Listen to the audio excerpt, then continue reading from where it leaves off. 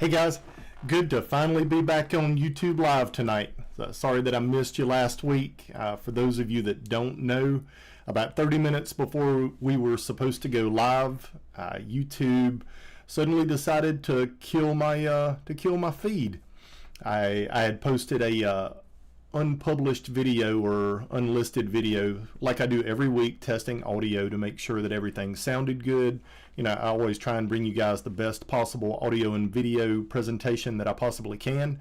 And my little unlisted video that I did, for some reason YouTube didn't like the title of it or whatever, and they went in and banned me from being able to do lives. So I had to appeal it and go through this whole process, and finally got all of that finished up about excuse me, about 4 a.m. Wednesday morning, and got that dialed in. And then it was the middle of the day the next day, middle of the day on Wednesday afternoon, before I was finally able to actually log back in to my YouTube Live and be able to set stuff up again. So that was a whole big ordeal that I hadn't planned on last Tuesday, so I missed you guys, and but it's glad to be back. Definitely glad to be back. Tonight we're going to be talking about natural disaster prep. And this is something that, you know, really no matter where in the country you live right now, you've probably seen some sort of extreme inclement weather in the last week or two. So it's, you know, I'm just really glad to be able to talk about a lot of this tonight and really dig into natural disaster prep and the things that you need to do to really be able to take care of yourself in case of a natural disaster. So we're going to just kind of jump into it. A couple of little things first. We get finished with this video tonight, I'm going to try and roll over to my Patreon and see how everything looks good over on Patreon. We're going to try and do our first video there tonight for all of our Patreon members, and that's going to be the intro to our reloading series that we're going to be starting. So I'm super excited about that. We're going to be doing kind of a high-level introduction, going over a few different things, parts and pieces that you'll need, and just talking about those briefly. Just kind of give everyone a really good introduction into reloading that has, and I'm taking it from a perspective of someone that has never reloaded a single cartridge in their life. You know, you go to the store, you buy your ammo, you take it out of the box, you're like, hey, this goes in my gun, bang, it works, awesome. So that's the perspective that I'm taking it from, is someone that has no experience at all with reloading, no idea what any of the stuff is, any of the tools, and I'm going to walk you through the entire process of how to reload ammunition for both rifles and handguns. So really looking forward to that. It's going to be an awesome series. Let's see, what else do I have here? Some new videos that we're working on right now for our YouTube channel. We've got the one that we're finishing up this week is starter gardening tips and tricks. So for all of you out there that are preppers, prepper minded, it doesn't matter if you live in an apartment or if you live in a house or if you have property or a little bitty tiny space of green area where you can grow stuff. We're going to show you how to start all of your vegetables and stuff from seeds in a super easy little almost a little self-contained greenhouse. So we're going to walk you through the whole process with that, and then we'll do a second follow-up video transplanting all of those from the little self-contained greenhouses into the ground, and then probably a third video later on in the summer with all of the stuff that we were able to grow from seed and harvest. So really looking forward to that one. That's going to be a really nice 3-point series that we're going to be doing. So tonight, with natural disasters, what kind of natural disaster can happen in your area where you live? You know, excuse me, a lot of us have seen flash flooding in the last couple of weeks, extreme snowstorms, tornadoes, hurricanes, volcanoes, earthquakes, tsunamis, wildfires, mudslides, avalanches. You know, all of these are things that this time of year that we can see. Maybe not so much with the tsunamis and the hurricanes; those are not really in season right now. But pretty much everything else on the list, there's a potential that you could have seen it in the last couple of weeks. The weather has just been crazy. So I'm Yeah, I want to talk tonight about what you can do to help protect yourself, the things that you need to make sure you stock up on, what to do if suddenly you can't be at home anymore and you have to leave. So we're going to talk about a lot of that tonight. The weather, here in South Carolina, we've really been blessed, honestly, to be just south of all of this Arctic front that's came in. We can go 25 or 30 miles to the north of us and there's snow on the ground. We can go 45 minutes or an hour north of us and there's a foot and a half of snow on the ground already. And they're supposed to be getting more tonight. So for those of you guys that don't live in the South, that live in the frozen tundra outside of the beautiful South, and you don't get to experience really mild winters like we have here, we are truly blessed that we don't get extreme weather with lots of snow. The downside to it is we don't have the infrastructure in the South to where if we do get even 3-4 inches of snow, we don't have the infrastructure to be able to clear the roads in an expedient manner, and we end up with a lot of accidents because the roads aren't clear and people still try and get out and drive on them, slip and slide, run into each other, run in the ditches and stuff. So those of you that live in states and areas that have good infrastructure that are able to take care of really heavy snowfalls quickly and keep the roads cleared, it's truly a blessing to have that sort of thing in your area. We like I said, we don't have that stuff here, so any snow is really bad when we get it on the roads. I just want to say thank you to Curtis Hunter for joining our fan zone. Thank you, Curtis. So let's talk a little bit about what you need to stock in your home in case of a natural disaster. Some of the items that you need to look at stocking are, number one, food. Food is important, as well as water. We're gonna talk about food first. What types of foods do you need to have in your home in case of a natural disaster? Canned food is a really good one. I'm a huge proponent of canned foods. Canned foods have an almost unlimited shelf life. As long as the cans aren't dented, dents can damage the seal on the inside of them and cause them to rust on the inside. So when you're buying your canned goods, make sure that the cans aren't dented. That'll give you a lot longer shelf life with them. But canned goods, low sodium. I always try and buy my canned goods that are low sodium. If you get the ones that don't specifically say low sodium on them, look at the label and look at the amount of sodium that's in those. We all need a certain amount of sodium in our diets, but most of your canned goods, if you don't buy the low sodium stuff, the sodium count is really high. Non-perishable goods, any of your dried goods, dried beans, dried rice, things that you can buy in bulk, store up, and keep those items put to the side so they don't, you can pull them out, you can take a scoop of it, and 5 years later, you've still got food that you can cook. So non-perishable items are really good. Freeze-dried foods. Freeze-dried foods are the go-to for a lot of people. One of the big reasons why I don't have a lot of freeze-dried foods is because it's not something that I eat on a regular basis. And I always try and store things that I eat on a regular basis. If you don't eat freeze-dried foods and all of a sudden you switch your diet and you start eating freeze-dried foods, it may or may not work really well with your gut system. You may end up in the bathroom a lot, or you may end up really constipated. So that's one thing that you want to, if you're going to be eating a lot of freeze-dried foods, it's something that you do need to introduce into your diet and see how your body reacts to it before you stock up on a bunch of it. MREs are another great one. Kind of run into the same deal with MREs where you can really get you can have some severe constipation if that's all you're eating are MREs. So make sure that if you are eating MREs that you're substituting that out with other foods as well, your non-perishables, your beans, your rice, and then some canned foods also. And then look at items that are long-term shelf stable, things that you can buy that you can store up for a long time. And one of the things that we try and do with especially with our canned goods, is the stuff that we buy today goes in the back of the pantry, and the stuff that's in the front, it gets eaten first. so we eat the oldest first, and then the newest goes in the back, so it sets back there, and we keep it on a rotation. But like I said, try and buy things that you eat on a regular basis. Your corn, your beans, your stews, even your canned meats, beef stew, things like that. That you can. It's easy to rotate those items out and actually use them in your everyday diet.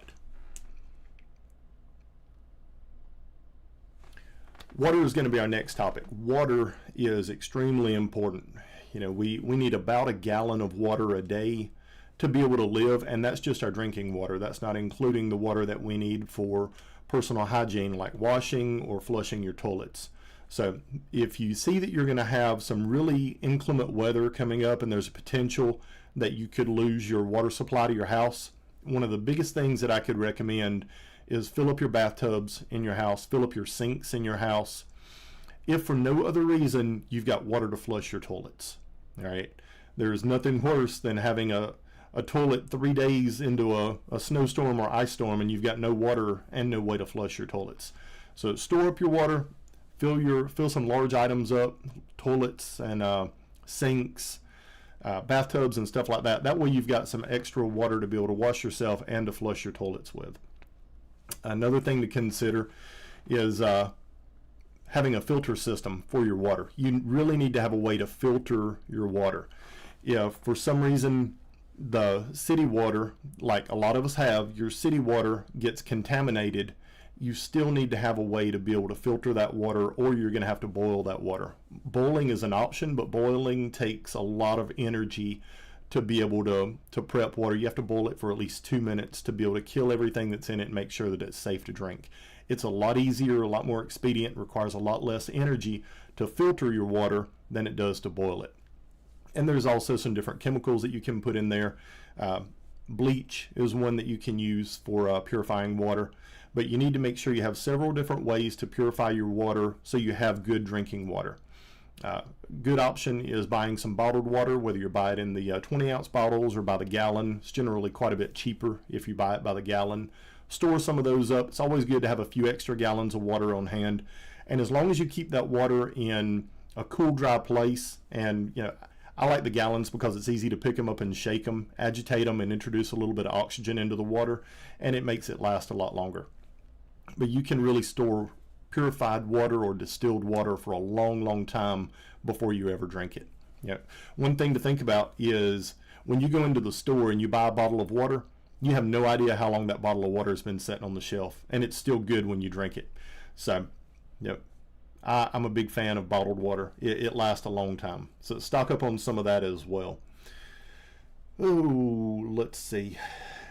And then third is a alternative water source. If you can't get water from your well, you can't get water from your tap, you run out of bottled water, where else are you going to get water near you?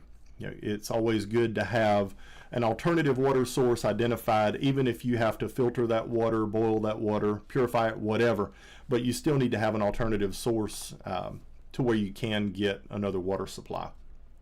Shelter is huge, especially this time of year when it's in the negatives outside. My friend Semper Gumby up in Tennessee, it was -6 where he lives this morning, and that's only a few hours from us here. -6, I don't care where you live, is cold.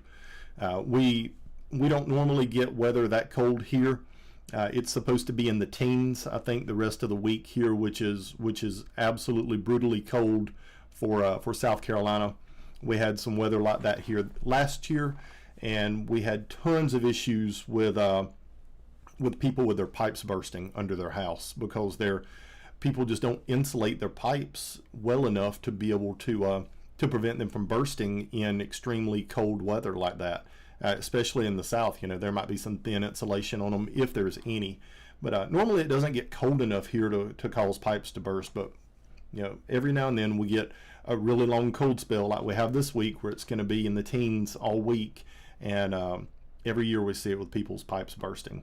So something to keep an eye on. If you are in a colder area and you have a well, make sure that your well house, you have a heat lamp in there to keep it warm inside your well house. We had to go to our house today and put some heat lamps in there to keep our well warm. and make sure our pipes don't freeze and our well doesn't freeze up tonight and have pipes burst. So just a little tip for you guys. With your shelter, your home is your primary shelter, and you want to make sure that your home is sealed up as well as possible. If you've got some older home, you've got some drafty windows, put some plastic up over your windows on the inside to seal those off and cut down on those drafts. That's really going to help you with your heating bill. That's also really going to help you in case the power goes out, keeping the heat that you have inside your home. Worst case, if you're not able to be in your house and you have to leave, you have to evacuate, a tarp, a tent, your car, anything that you have to keep you warm and to keep you dry. If you get cold, it takes a lot longer to warm back up than it does to stay warm.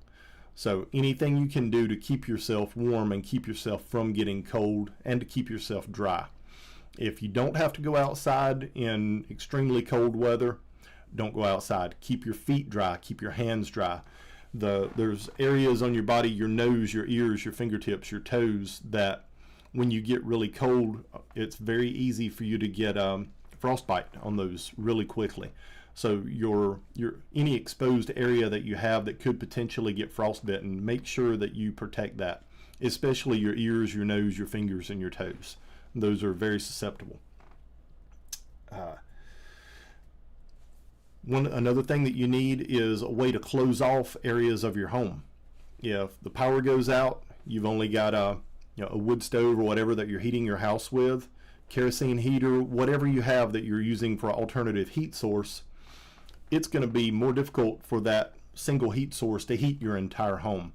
So have a way that you can close off certain areas and contain that heat. It's going to require a lot less energy to keep a smaller area warm, and it's a great opportunity to get together with your family and play some board games and stuff, things that you wouldn't normally do because everybody's off doing their own thing.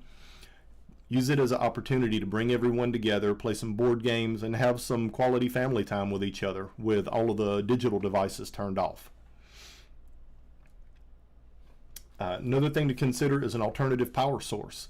If you have electric heat or if you have gas heat, how are you going to heat your home if the power goes out? Do you have a wood stove? Do you have kerosene or oil heaters that you can use? Make sure that you have an alternative power source in case you lose your power. And then food storage for frozen goods. How are you going to keep your frozen goods frozen if the power goes out? That's one of the big things that a lot of people don't consider is, I've got a deep freezer completely full of food, but then the power goes out. If you don't have an alternative power source to keep your freezer frozen, how are you going to keep your goods from going bad? One thing, if you don't have an alternative power source and it's way below zero outside, one thing you can do is take those items out of your freezer and put them outside. If it's under 32 degrees, they're going to stay frozen outside. Just make sure that you either hang them up or put them somewhere in an area where animals can't get to it. Because you get hungry, animals outside are hungry as well. It's harder for animals to find food in the wintertime, and if they can eat yours, it's going to be a lot easier than looking for food in other areas. So if you have to put food outside, make sure that you hang it and you put it inside of something, keep birds out of it, keep squirrels away from it, and then keep your larger animals away from it as well. Alternative fuels. Make sure that you have a stockpile of alternative fuels. We heat with a fireplace a lot in the wintertime, so we have plenty of firewood that I've got split. I spent all day Sunday chopping wood and felt it all day yesterday and today. It's it's one of those things that if you don't do it on a regular basis, you'll have some sore muscles for a few days. But make sure you've got a good alternative fuel supply as well. We have our firewood. We've got bottled propane. I like to store up the 20-pound bottles of propane. They're very shelf stable and they're easy to cook on with the grill or with the griddle or whatever. Natural gas, solar, those are a couple of other options as well. But make sure that you have an alternative fuel supply and you have enough of it to survive. I like to keep enough alternative fuels for at least a week. If I'm having to heat, if I'm having to cook, everything like that. I want enough alternative fuel supplies to be able to stay comfortable for at least a week. And I've got a lot more than that. We've got enough wood chopped and enough propane probably to last us for 6 months at least, with cooking and heating with it every day. But make sure that, yeah, we used to didn't have that, but it's something that over time that we've built up. But even if you have no alternative fuel supplies, no alternative heating methods, put that in your plan that you're going to start with one, and you're going to start adding to it a little bit at a time. Don't try and do everything all at once. Get a little bit and then build from there. A little something is a whole lot better than a lot of nothing. So start adding to it and start building up from there. Now let's talk about something that I think a lot of people don't consider. Car supplies. What are things that you need in your vehicle? Well, one of the first things is an evac plan. We've got a natural disaster. Things have went south in your area, whether it's flooding, whether it's snow, hurricane, whatever. But for some reason, you're having to leave your home and go somewhere else. Do you have an evac plan, an evacuation plan? Do you know where you're going to go if something happens? We live pretty close to we live within a few hours of the coast, so they have hurricanes. Almost every year we have a hurricane. There's some evacuations from the coast, and those people move inland, they move north, away from the hurricanes. Here where we live, we're on one of the largest fault zones in the United States. We have a lot of small earthquakes here. Some of them you can feel, some of them are small enough that you don't even feel them, you don't even notice them. But we have a lot of earthquakes here. We also have several nuclear power plants pretty near us. And if something happens to one of those plants and we have to evacuate, we've got to have a place to go. And we have to have, one of the big things is knowing where you're going. If you have to leave your home, you don't want to jump in your car and just take off and drive for the sake of wasting gas.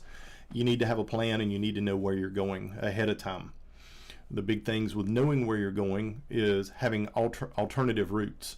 If you have to evacuate, where are you gonna go, and how are you gonna get there if your primary route is blocked? It's always good to have alternative routes, and I like to have at least 3 alternative routes if I'm going somewhere, and a map showing how to get there using each of those alternative routes. Another thing with your car is to make sure that you have plenty of gas in it. Don't let your gas tank run down to where you're at 20 miles before you fill up. Keep your gas tank topped off. It's a lot cheaper when you're filling up a gas tank that's half full versus a gas tank that's empty. So it doesn't seem to hurt the wallet as much when you fill up at a half a tank instead of an empty tank. But keep your tank topped off, especially this time of year. For some reason you have to leave, you've got plenty of fuel in your vehicle. Another big thing is to make sure that you change your oil regularly in your vehicle. I was talking with a friend of mine earlier today. He's a gunsmith as well and worked with me for a long time. And we were laughing about 22s. And he was like, it seems like here lately that's all that I work on are 22s. It's like people bring them in to me, they're broken, whatever, won't run. And I go in and do my thing to them, take them, test fire them, and customer comes and picks them up and then brings it back a couple of days later and says, there's something wrong with my 22, it won't shoot again. It's like, so I take it out to the range with them and load it up, empty a magazine, give it back to them. And first thing that I tell them is you have to run good ammunition in your 22. And for me and him as well, CCI standard velocity or CCI mini mags are some of our favorites. It's just very good, consistent ammunition. So we were talking about that. I was like, I said 22 ammunition is almost like going to your mechanic and telling him to put somebody else's used oil in their used oil filter in your car if you're going to use something other than or some kind of cheap 22 ammunition. It's probably going to work when you put that used oil in your car, but eventually it's going to break and your vehicle's going to quit running because of the used oil. I'm like, you've got to use good ammunition. Got to use good ammunition. So if you've got some stuff that runs good in your gun that's not CCI, that's awesome. But just know that a lot of the brands that are out there don't have the reliability that you get with CCI ammunition. channel's not sponsored by them or anything. It's just an experience that I've had over the years using a lot of different brands of 22 ammunition. CCI is some of the best.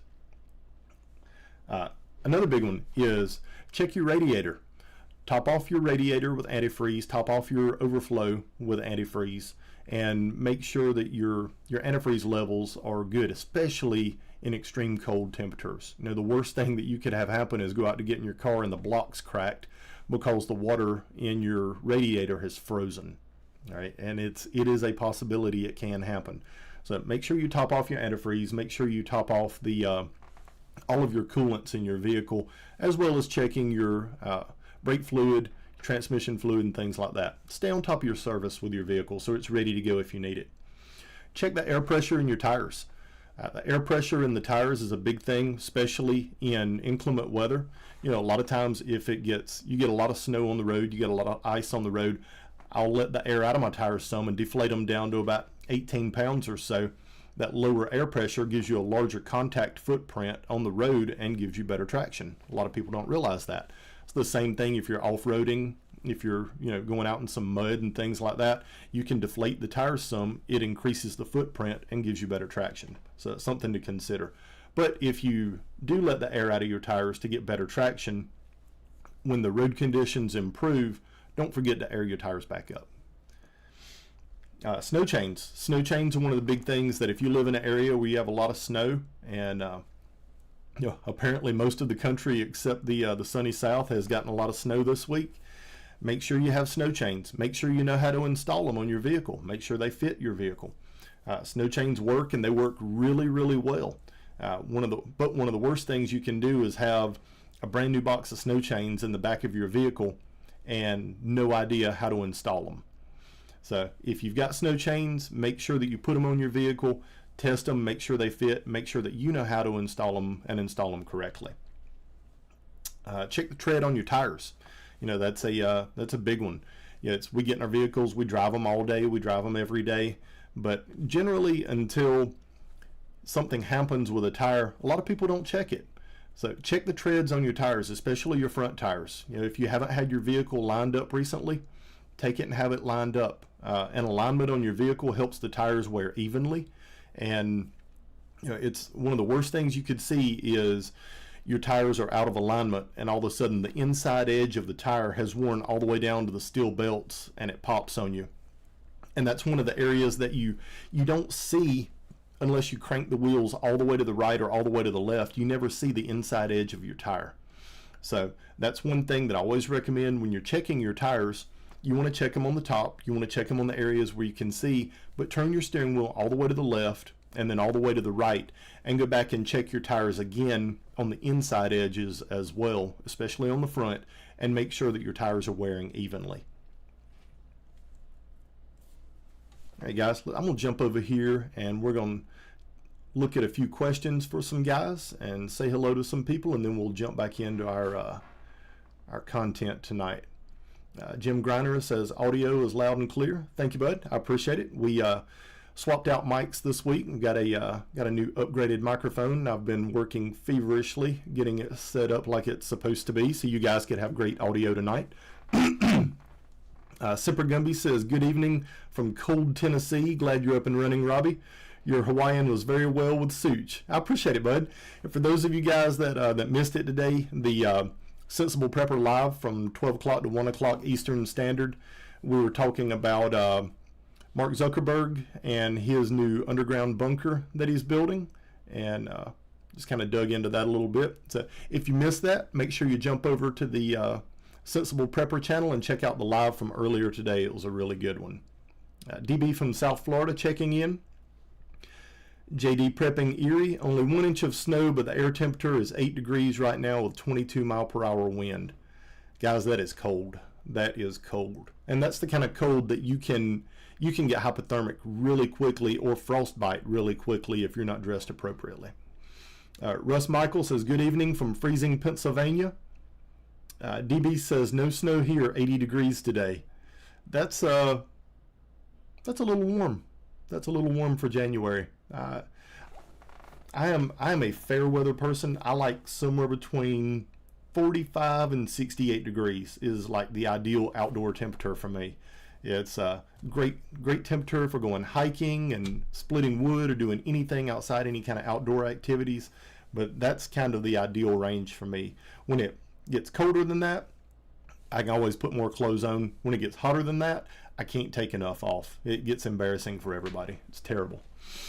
Curtis Hunter says anything south of Interstate 30, the good Lord puts it on the road and he has to take it off. Yeah, that's exactly right. DB says, I like turtles. Okay. Turtles are cool. Gerald Montanona, I bug you with wanting to do a review on the Stealth Arms Platypus 2011. Have you had a chance to take a look at the Budget 2011, the Apollo 11? Perhaps do a comparison review with them both. You know, I was actually playing with one of the new Gerson 2011s today, and it was pretty impressive. I think the MSRP price point on those is about $900, so it's about $400 or so less than the Springfield Prodigy. I still want to do some more research on it, on the Gerson. The grip felt really nice. It kind of reminded me of the excuse me. It kind of reminded me of the original STI 2011 grip. Just the entire design of it. It was really reminiscent of the old STI 2011 grips. So it felt really good in my hand. It was very familiar to me. Wasn't a huge fan of the trigger and the way the trigger and everything was set up in the gun. The trigger pull weight, it was kind of heavy. But you know, with a 1911 or a 2011, that's a easy fix. There's great parts out there if you want to do replacement parts, or you may be able to tune on those a little bit and get a lighter trigger with it. The slide to frame fit was really nice.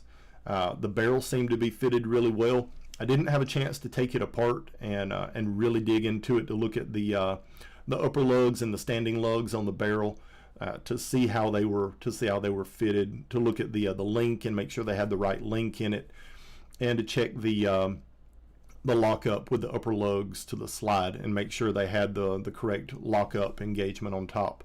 But overall, just just 5 minutes or so playing with it, the gun really felt well in my hand and could be a great platform to buy, knowing that you're going to have to do a little bit of upgrading to it. But you know, if you can start off with a $900 base gun and spend a few $100 upgrading some things like a hammer, a sear, disconnector, maybe an extractor, not sure yet. Like I said, I haven't got to shoot it, so I don't know where it's at reliability wise, but you know, a few parts and you could have a really nice gun that would be on par with like a Staccato or something like that. The overall fit and finish, the finish of the gun looked really nice. It looked like it had a blued finish on it, so no kind of Cerakote or anything like that. With a hard use gun, Cerakote is awesome. I think it is a really good finish. I love it on shotguns, especially stuff that's gonna see a lot of weather, duck guns, things like that. That's really, you know, it's gonna get wet, it's gonna stay wet, and with almost any finish, those guns can rust. Cerakote does a great job protecting them and preventing rust on the metal because the surfaces are covered with a ceramic coating. The downside to Cerakote is, especially on a handgun, going in and out of Kydex holsters and things like that, is it wears. Your high points, your hard edges and stuff, it will wear very quickly, and you'll end up with a spot on a gun that has bare metal showing. I've had some Prodigies that, you know, one range session and I had already worn through the Cerakote down to the bare metal. So on some guns, shotguns, some of your rifles, bolt actions, things like that, I'm a big fan of Cerakote. But on handguns that are going in and out of a holster a lot, it's not the finish that I prefer. I'd much prefer something like a nitrided or a DLC finish that does a much better job of protecting the metal and the surface metal for a long time. Citaspel says 5 Fingers of Death. Not sure what that means, but hey, yep. JD Prepping Erie, hit that thumbs up button. Hey, there you go. That's a great idea for everybody that's out there. Drop down to the bottom and hit that thumbs up button. And if you're not subscribed to the channel, make sure that you subscribe. And he says, if you're going to let your faucet drip, put a bucket under it and save the water for your pets or watering plants. Absolutely right. You know, that's a great point. In the wintertime when it gets really cold, you crack your faucets just a little bit and let the water drip, and that way the pipes don't freeze up. If you don't do anything with that water and just let it run down the drain, you're wasting that water. You can let them drip and let it drip into a bucket. You can use that water for some reason. You can use it to flush your toilets. You can water your pets. There's a lot of uses for that water. If you're letting it drip into clean pots, clean pans, you can still use that water to drink as well. So if you're dripping into a clean container, you can bottle it. There's a lot of uses for that. But JD Prepping Erie, that's a great tip about leaving your faucets on and letting your faucets drip, especially in this cold weather, so your pipes don't freeze up. Vision Preparedness said 13 in Ohio. That's cold. John Richardson from Maine. John, good to see you, bud. Glad you're here tonight. He's checking in with us. Mr. Landfill says, if you must leave your home after losing power, turn the water off, open and leave, open all the faucets and flush your toilets too. Mr. Landfill, you're absolutely right. If for some reason you do have to leave your home, and this is one of the things we were talking about earlier today, is how to winterize your pipes if you have to leave your home. And say you're not leaving your home, say you've got a bug out location. You know, that's one of those things that's probably on the majority of our bucket list. You know, we want a bug out location, some place that we can go if we can't stay at our homes anymore. But your bug out location, you're not there all the time, right? Well, this kind of cold weather like this, your pipes could burst. You could run into a lot of issues there. So some of the things we were talking about today with your bug out location is making sure that you turn off all the water going into your house, into your bug out location. Drain all of your pipes.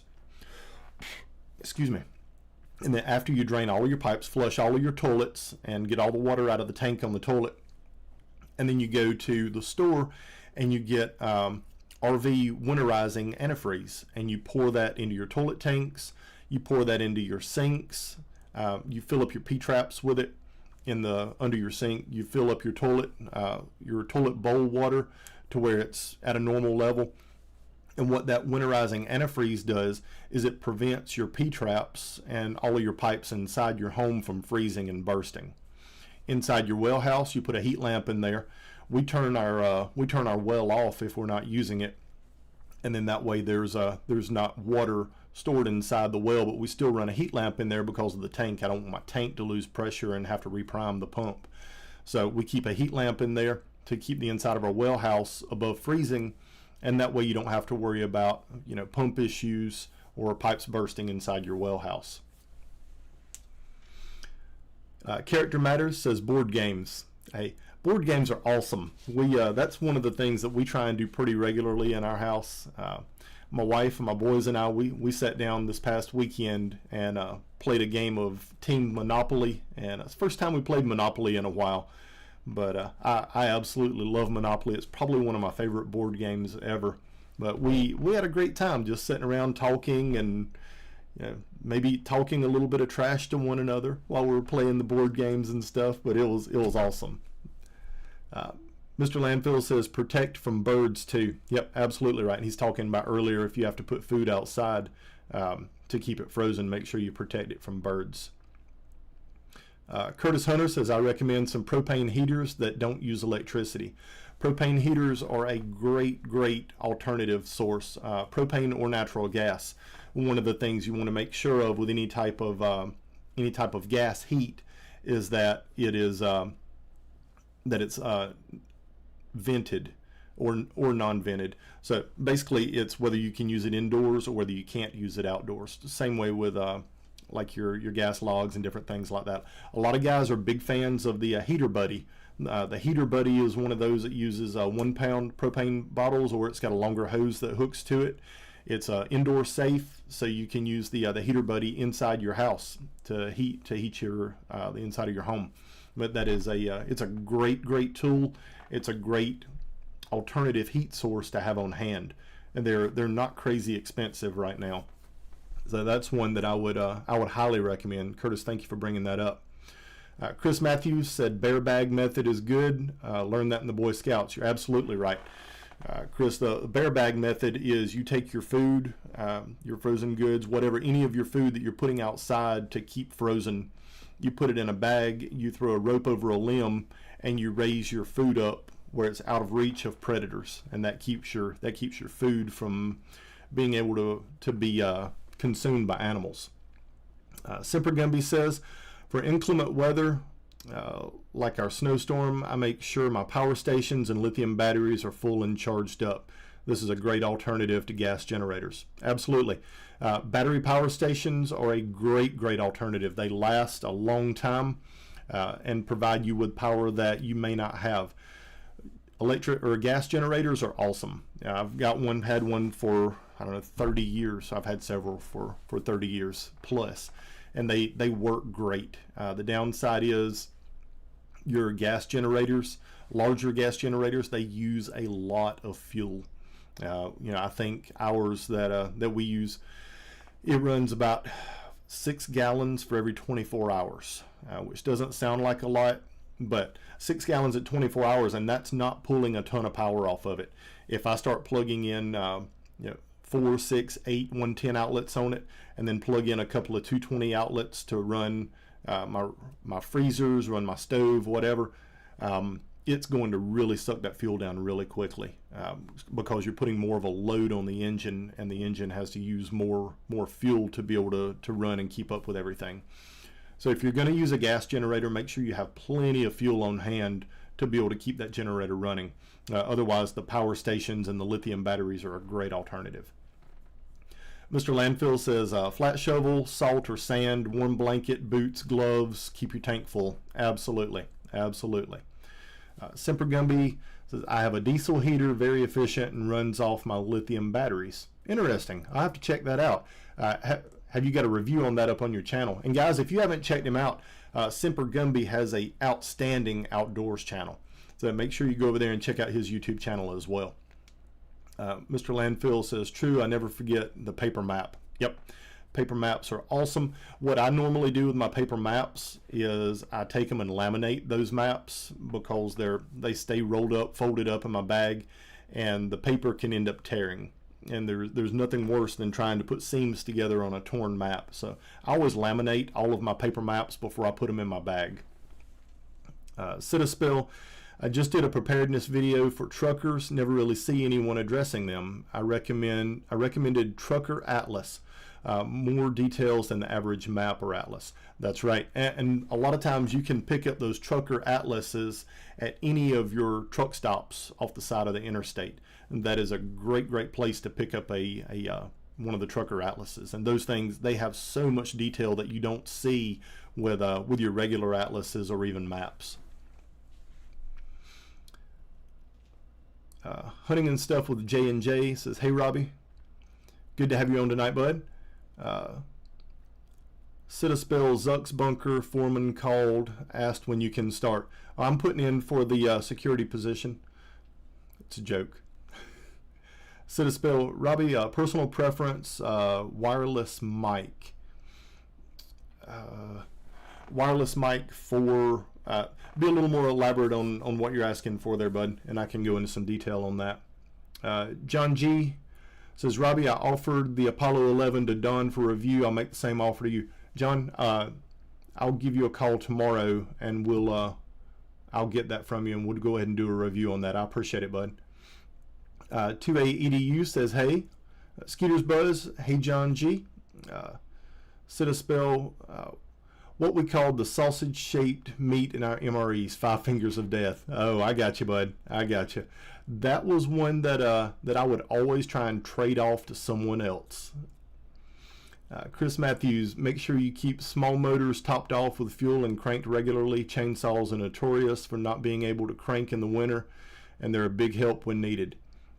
You're absolutely right, Chris. You know, I pulled my chainsaw out. It's probably been 6 months since I used it this past Sunday to cut some wood, and it was a little cranky. It gave me some headaches trying to start it. So, but yes, you're absolutely right. Start your small engines regularly, and if you're putting regular ethanol gas in them, make sure that you're putting a fuel stabilizer in those as well, so your fuel doesn't go bad. And there's nothing worse than trying to start a 4-cycle engine that's been sitting for a year and a half, and the fuel has turned to jelly inside the engine and ruins your carburetor, ruins your fuel tank. Make sure you use some fuel stabilizer. John G says, at 2A EDU, will we see you at the gathering in March? Hey, that's a good question. I will definitely be there, and looking forward to seeing a lot of you guys at the gathering as well. Whiskey Prepper, good evening from a cold and windy Virginia. Yes, it is. Curtis Hunter, yes, must have an oxygen depletion unit on the M. 2A, John, yes, I plan on going both days. I hope to see some of you and Robbie there again. Yep, we'll definitely be there, bud. And all right, let's jump back over here into our topics for tonight. Next thing is we're done with vehicles. Let's talk about our get home bag, and that's a bag that all of us should have in our vehicle. If we have to leave or we're out somewhere, we get caught in inclement weather, what are some things that we need to have in our vehicle, that we need to have in our get home bag to make sure that we can make it home safely? One of the big things first is the bag itself. You want to have a bag that is comfortable to wear with some weight in it. Padded straps, padded back, waist support, anything that you can have with a backpack that's going to improve the comfort of that bag when you're carrying it for miles and miles. That was one of the things when I was in the Marine Corps. You'd have an 80-pound pack was not unheard of at all. And when you put 80 pounds on your back, that weight bearing down on your shoulders, if you didn't have a good pack frame to help support that backpack and spread that load out over your back, you would be in a bad way really, really quickly.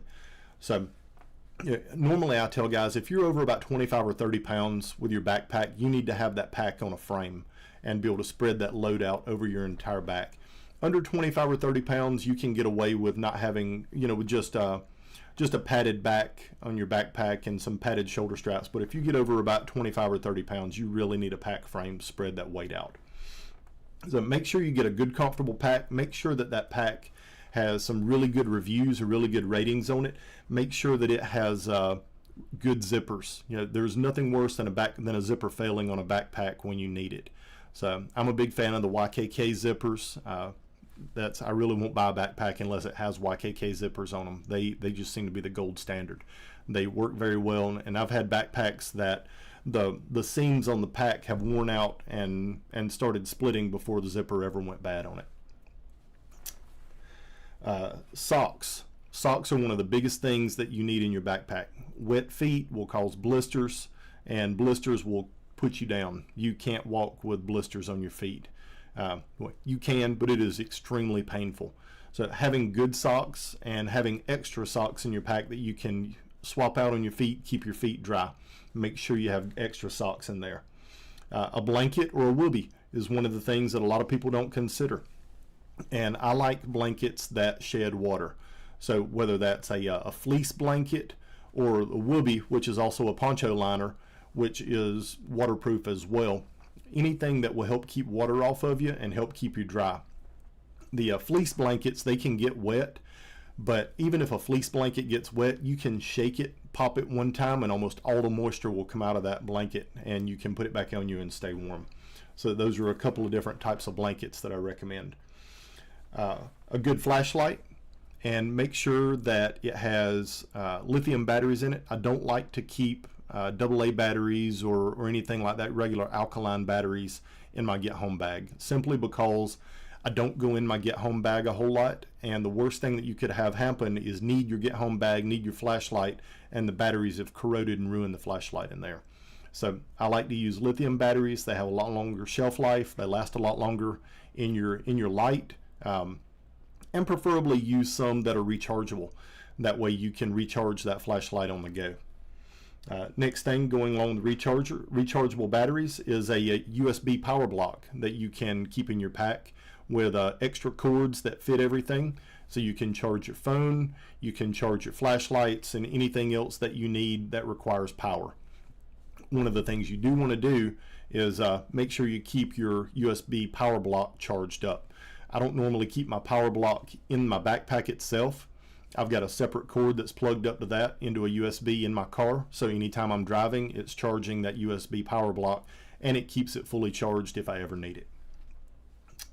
Compass, map, food and water. Those are 4 quickies that we really need to make sure that we keep in our pack.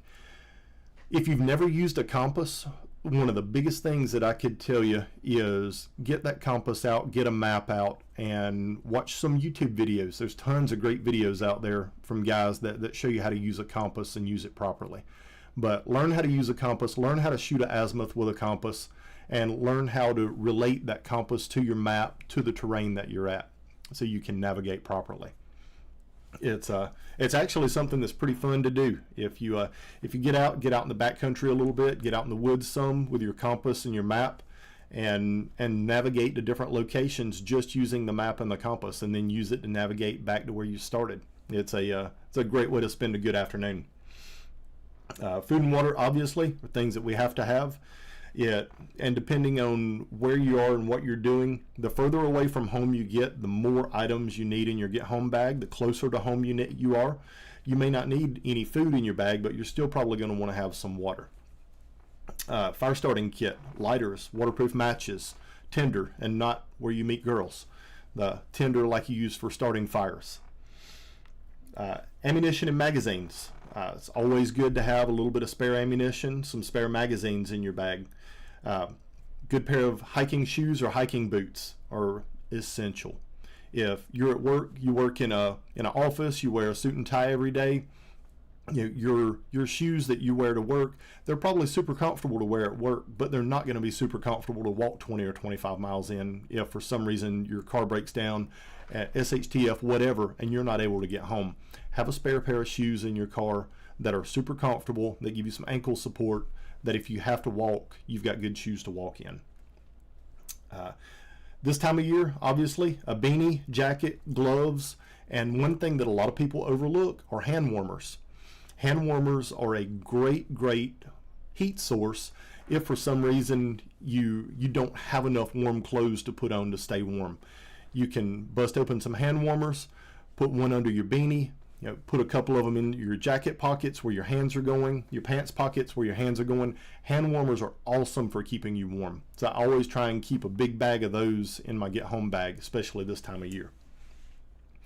And then to go along with our get home bag is our EDC, items that we carry every single day. First thing is our concealed weapon. What type of concealed weapon do you have? Do you keep it clean? Are you servicing it? Do you perform any maintenance on it? Do you shoot it regularly so you know that the gun's still running and working like it's supposed to? One of the worst things that I see are guys that'll bring me a gun and say, there's something wrong with my gun. I went to the range to shoot it today and it won't work. And as soon as I disassemble the firearm and pull it apart, it's packed full of 10 years or more of lint and dust. You know this gun hasn't been shot in forever. They take it out one time and try and shoot it and it won't run because it's been neglected. Don't neglect your concealed weapon. All right, take care of it, clean it, service it, shoot it regularly. What type of holster do you have? Do you have a good, comfortable holster? Anyone that's carried for an extended period of time knows that a pistol on your belt starts getting heavy. And you'll feel that weight. Even a 2 or 3 pound pistol on your hip, you'll start feeling that weight. So having a really good holster as well as a really rigid belt to help spread that load out on your waist, absolutely imperative. Even if you're wearing dress pants, there's really nice dress belts that you can wear, but make sure you get a good rigid belt to go with your holster to spread the load out on your hips. Your knife. Make sure that your knife stays sharp. Make sure that it stays oiled. Make sure it doesn't get a whole lot of rust on it or any rust on it. But keep your knife clean. Maintain your knife. Keep a good sharp edge on it. I always tell people a dull knife cuts more people than a sharp knife ever had a chance to, because you're prying and you're trying to force something, and whatever you're trying to cut, that dull knife just doesn't want to cut it. A sharp knife cuts very easily, it cuts very smoothly, it requires a lot less energy. Keep your knife sharp, stay on top of your edge maintenance. Spare magazines, spare ammunition, once again, just like with your backpack. Rotate it out regularly. Your carry ammunition, I see guys all the time, they chamber and unchamber one round, and they put that same round back on top of their magazine. Next day they chamber that round, and over time, chambering and unchambering that round, it actually shortens the round and pushes the projectile back into the case. As you push the projectile back into the case, you decrease case capacity and increase case pressure. You can end up blowing a case up, blowing your gun up. So rotate your carry ammunition out pretty regularly. If you take the round out of the chamber, put that round in the bottom of the magazine, and a fresh round goes in the chamber. And after you rotate through those, always mark the one in the first round that goes to the bottom. And after I cycle through those about 3 times, I get 3 Sharpie marks on it, then I shoot that ammunition and replace it with new ammunition. Your flashlight that you carry, if you don't carry a flashlight in your pocket, you probably should. That is one of the things that I didn't do for years, and I couldn't tell you how many times I'm like, hey, you got a light? I need a light. Does anybody have a light? I carry a flashlight everywhere I go now. If I've got my pants on, I've got a flashlight in my pocket, and I use it every single day. A couple of things that a lot of people don't think about carrying are cash. Make sure you have some cash on you. In a get-home situation, ATMs may be down, and you may have to have cash to be able to pay for things. So make sure you have some cash, and make sure you have your wallet on you. All right. I don't normally carry my cash in my wallet. I keep inside of my phone in the very back here. I keep $100 back there. I call it my phone hundo. And in case of an emergency, I've got money in the back of my wallet that I can dig into anytime that I need it. So that's about it for tonight, guys. I'm gonna jump over here and we'll go through a few more questions, and then we will sign off. And once again, I'm going to try and bounce over to Patreon, and we're going to try and do a intro live over there tonight for our reloading video series that we're going to be starting. So as soon as I finish up here, I'm going to reset some stuff, and we'll be over on the Patreon channel for all of our members over there. Let's try and get to a few questions right quick before we jump off. Let's see. Gerald Montanona says, have heavy-duty contractor trash bags in your vehicle. Absolutely. Trash bags are a great tool to have in your vehicle, whether you're changing the tire on the side of the road and need to put something down to keep mud and water off of you, to using it for a poncho. Heavy-duty, heavy metal trash bags have almost unlimited uses in the vehicle. Robert Van Dyke says, I charge up car marine batteries and then use them with a cheap inverter for his CPAP. That's a great idea. Keeping some spare batteries on hand and using them for your inverter to power your CPAP or power anything else that you need to power. Generally, your inverters don't pull a ton of power, and 12 volt, especially marine batteries or a lot of your deep cell batteries, will last a long time on an inverter. So that's a great tip. John Richardson says a small tarp and some paracord, it weighs nothing and can be very useful. Absolutely. That's some great things to have in your vehicle as well, especially the further from home you get. If you're at a point where you're going to end up having to spend the night outdoors, that tarp and some 550 cord can instantly become a tent that you can sleep in.